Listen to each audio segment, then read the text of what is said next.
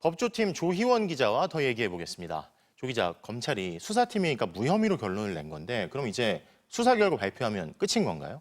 네, 우선 앞서 전해드린 수사심의위원회가 변수입니다. 이원석 총장이 수사팀의 무혐의 결론에 동의하지 않을 경우 수사심의위를 열어서 판단에 맡겨보자라고 할 가능성이 있습니다. 아니면 김건희 여사 특혜조사 논란으로 검찰의 수사에 대한 신뢰가 땅에 떨어졌잖아요. 그래서 수사심의위원회 절차까지 밟아보자고 제안할 가능성도 있습니다. 그러니까 뒤집기용이든 명분 쌓기용이든 결국에는 수심위가 열릴 거라는 그런 이야기입니다. 다만 3주 정도 남은 이원석 총장의 임기가 또 다른 변수입니다.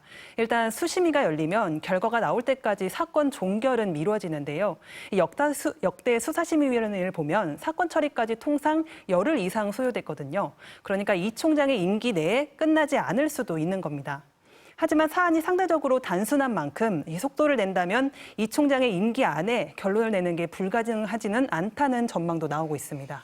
수사심의는 결국 열리긴 열릴 거다. 결론이 어떻게 되든. 근데 그 김 여사가 받은 디올백이 대통령 직무와 관련이 없다는 게 김 여사 측 주장이었잖아요. 맞습니다. 거의 뭐 이대로 결론이 난 거죠? 네, 맞습니다. 그러면 다른 해석은 없는 건가요? 법조계에서? 직무 관련성을 좀 더 폭넓게 봐야 한다는 전문가들의 의견도 많았습니다. 네. 그러니까 업무적인 연관성이 있다면 직무 관련성도 인정이 될 수 있다는 건데요. 특히 대통령이나 국회의원 같은 고위 공무원의 경우에는 이 직무 범위를 넓게 봐야 한다는 해석입니다. 네. 김 여사 측은 디올백은 쓰지 않고 그대로 보관했고 샤넬 화장품 역시 사용하지 않았다고 주장을 하고 있습니다.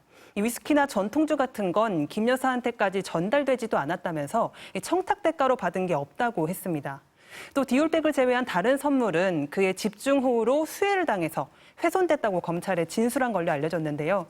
이 김 여사 측의 주장을 검찰이 얼마나 꼼꼼하게 검증을 했는지 자세한 수사 결과가 나오면 살펴봐야 할 것 같습니다.